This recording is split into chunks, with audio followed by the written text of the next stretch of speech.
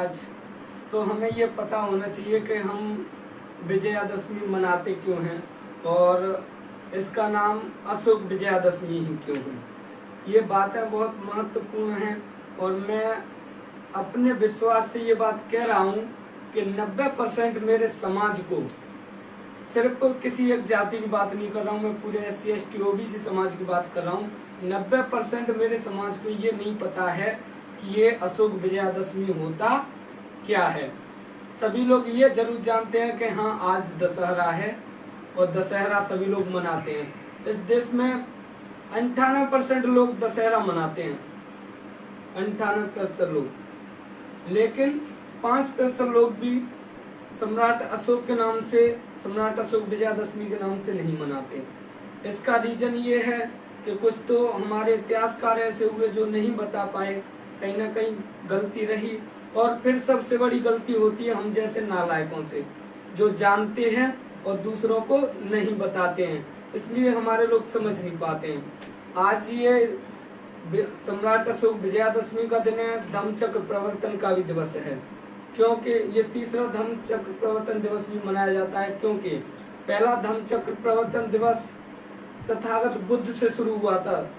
जब इस देश में दुर्दशा थी तो तथागत बुद्ध ज्ञान की खोज करने के लिए गए और उन्होंने कहा कि ऐसा होता क्यों, मुझे ये पता लगाना है। जब तथागत बुद्ध ये बात समझ पाए तो उन्होंने ये जो व्यवस्था थी इन लोगों की, जो आर्य लोग हैं, ये 15% लोग हैं, इनकी व्यवस्था थी बहुजन को अल्पजन लोग बुलाए कैसे बनाए रखे, ये व्यवस्था थी। जो लोग हमारे राजा महाराजा थे वो तो राजा महाराजा थे, लेकिन अन्य प्रजा में जितने भी लोग थे उनका शोषण होता था, लेकिन राजा को ये बात पता नहीं चलती थी, चाहे राजा हमारा हो चाहे किसी का भी हो, क्योंकि राजा घर घर गली गली घूम के तो नहीं देखेगा। आज देश का प्रधानमंत्री है, बता वो कौन सी गली में घूमता है? किसी गली में नहीं घूमता, उसे क्या पता कौन सी गली में क्या हो रहा है। लेकिन एक साधारण व्यक्ति बता सकता है कि इस जगह पे ये हो रहा है। तो फिर तथागत बुद्ध ने, जब राजा बनने से पहले तथागत बुद्ध राज्याभिषेक के लिए कुछ नियम थे तो वो तथागत बुद्ध ने पालन नहीं किए। शाक्य वंश में वो पैदा हुए थे, पालन नहीं किए तो वो घर से बाहर निकले।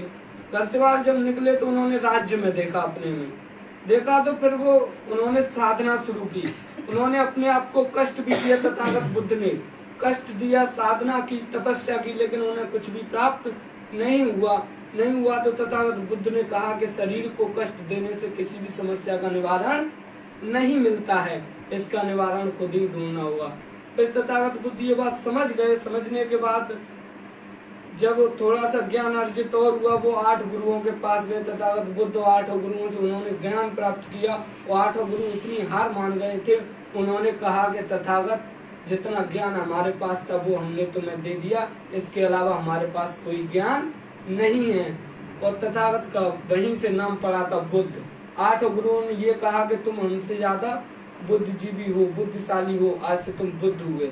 वो बुद्ध हो गए तो उन्होंने ब्राह्मणवादी व्यवस्था पे हावी होकर बुद्धिज्म की व्यवस्था यानी समानता की व्यवस्था असमानता पे हावी करी और अपना पश्चिम लहराया और व्यवस्था का प्रचार प्रसार किया कि हम मानव समान है, हमें समानता का जीवन जीना है, हमें असमानता का जीवन नहीं जीना है। तो पहला धम्मचक्र प्रवर्तन तब हुआ। दूसरा कलिंग युद्ध हुआ था सम्राट अशोक के समय पर।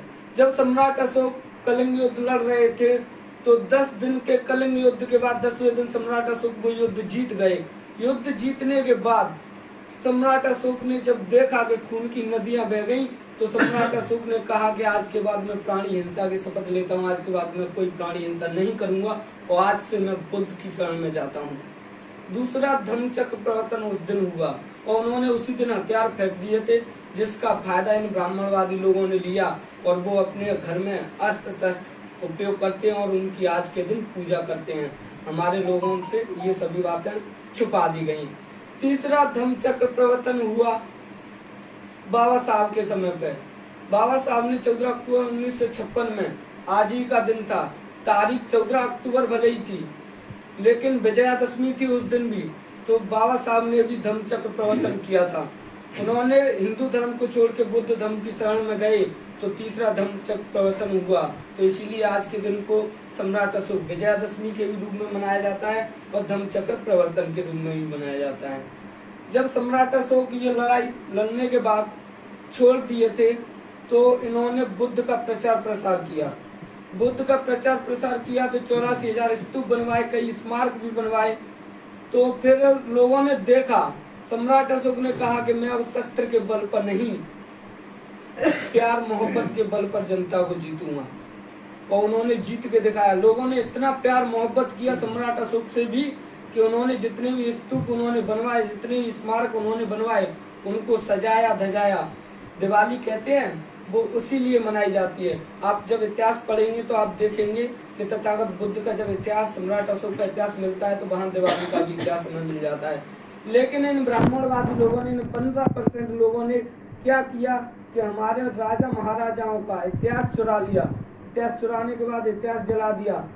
अंतिम राजा जो सम्राट अशोक के अंतिम शासक थे, चंद्रगुप्त मौर्य के अंतिम शासक थे, राजा बृहदत्त मौर्य, वो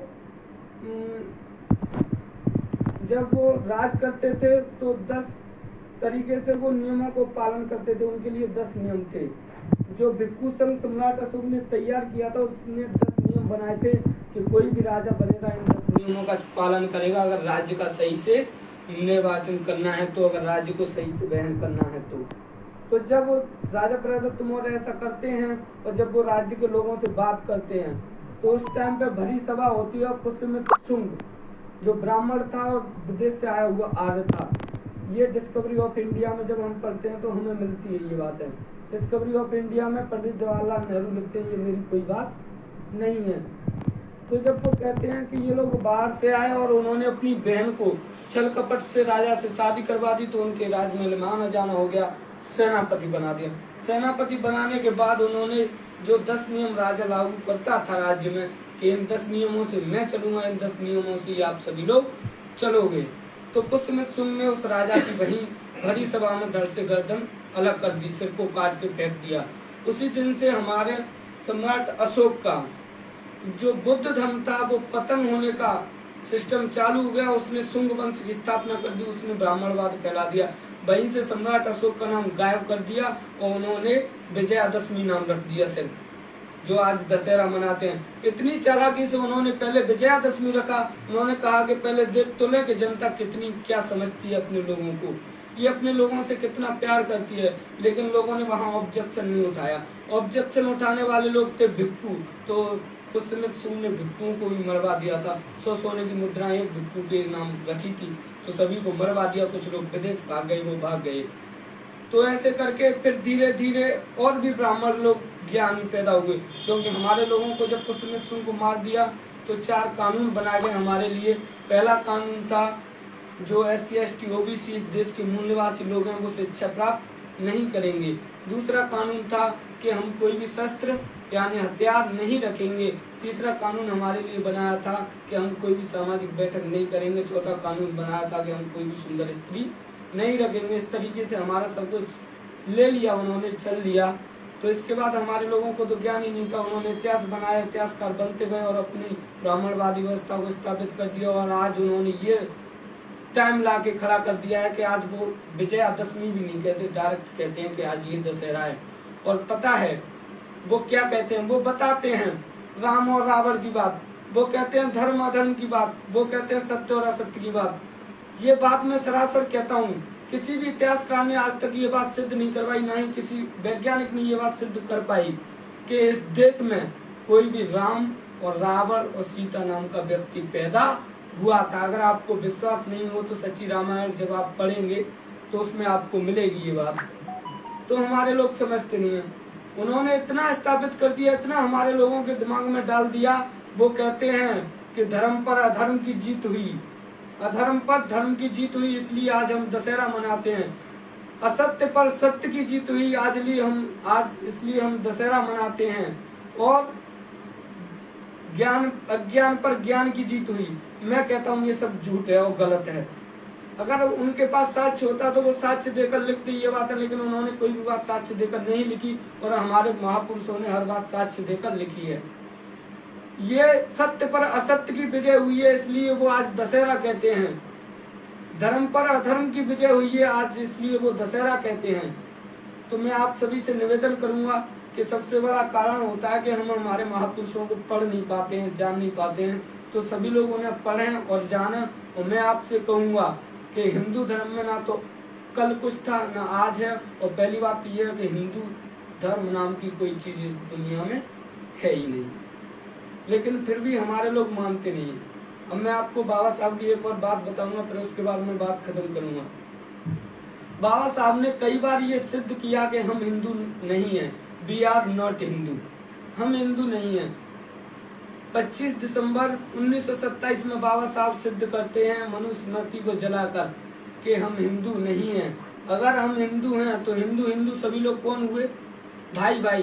फिर हमारे लिए और दूसरी जाति के लोगों के लिए पहले तो जाति व्यवस्था नहीं होनी चाहिए, अगर है तो फिर हमारे अंदर भेदभाव नहीं होना चाहिए, क्योंकि हम सभी लोग हिंदू हैं। अगर हमारे साथ भेदभाव होता है, अगर हमारे साथ मारपीट होती है, हमारे साथ छुआछूत होती है, तो फिर हम हिंदू नहीं है। हम हिंदू आप ही लोगों जिन्होंने अपने इतिहास बनाए, अपने शास्त्रों में ये चीजें लिखी हैं। तो बाबा साहब ने 25 दिसंबर 1927 को ये बात सिद्ध की थी कि वी आर नॉट हिंदू, हम हिंदू नहीं है। दूसरी बात, बाबा साहब ने 1927 में कालाराम मंदिर, जो कालाराम मंदिर था, उस पर सिद्ध की थी। फिर बाबा साहब ने तीसरी बात सिद्ध की थी कालाराम मंदिर के बाद महाड़ तालाब पे।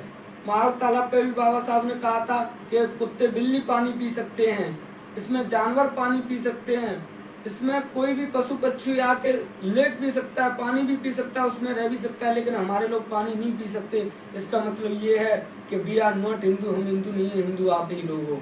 बाबा साहब 1935 में ये बात सिद्ध करते हैं और एक भरी सभा में बाबा साहब कहते हैं कि मैं हिंदू धर्म में पैदा हुआ, ये मेरे बस में नहीं था, लेकिन मैं हिंदू धर्म में मरूंगा नहीं, क्योंकि मैं हिंदू नहीं हूँ। अगर मैं इस नरक की दुनिया से आजाद होकर रहूंगा।